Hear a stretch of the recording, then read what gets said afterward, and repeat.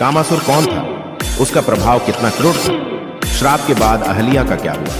कैसे हुआ पतिव्रत धर्म भंग? देवी अहल्या को क्यों श्राप दिया उसके पति ने? देवराज इंद्र ने देवी अहल्या के साथ क्या किया? श्राप के कारण देवराज को पूरे शरीर पर नेत्रों का कारण। देवी अहल्या कौन थी और कौन थे उसके पति? ये सभी का कारण जानते हैं, तो बने रहिए हमारे साथ।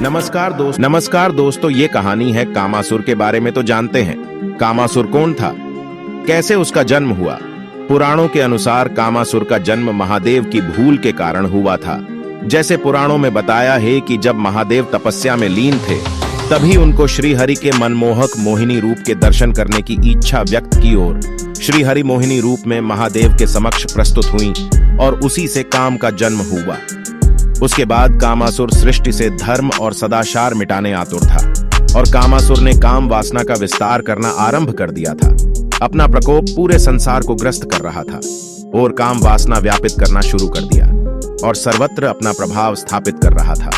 सब काम के मोह में ऐसे भ्रमित होते थे कि सब कुछ भूलने लगे। व्यापारी व्यापार भूलकर काम वासना के तनाव में आने लगे। शिष्य ज्ञान लेना भूल गए और गुरु शिष्यों को ज्ञान देना भूल गए। पुजारी मंदिर की पूजा भूल गए।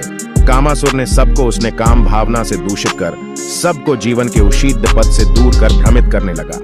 पुत्र अपनी मां को प्रताड़ित करने लगा था। सामान्य मनुष्य ही नहीं बल्कि देवों को भी अपने विकार से वश में कर रहा था और उसके प्रभाव में आकर स्वयं इंद्र भी मर्यादा को भंग कर एक घोर अधर्म कर बैठे।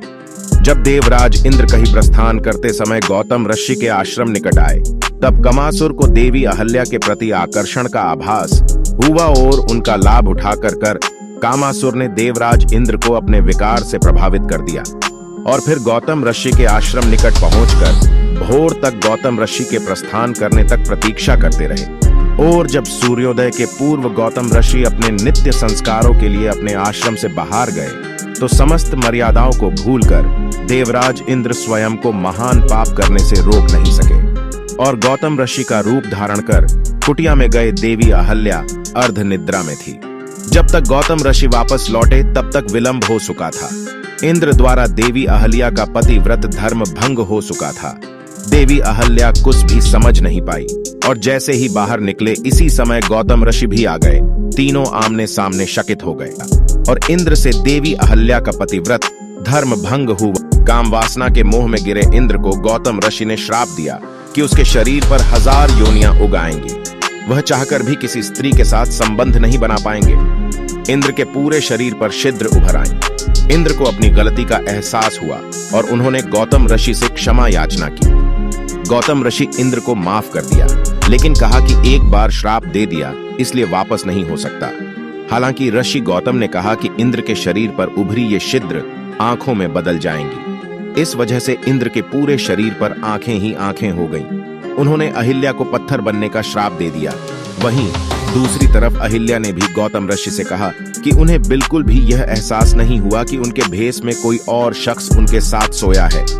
इसमें उनकी कोई गलती नहीं थी। उनके मन में छल की कोई भावना नहीं थी। गौतम ऋषि ने अहिल्या को वरदान दिया कि कालांतर में भगवान विष्णु का अवतार तुम्हारे पास आएगा और उसके छूने से तुम फिर से पहले जैसी बन जाओगी। सालों बाद श्री राम के अवतार रूप में धरती पर जन्म लिया। राम ने उन्हें श्राप से मुक्त किया। उसके आगे की कथा को रामायण में वर्णित किया गया है। हमारे संवाद आपको कैसा लगा, हमें कमेंट बॉक्स में जरूर बताइएगा।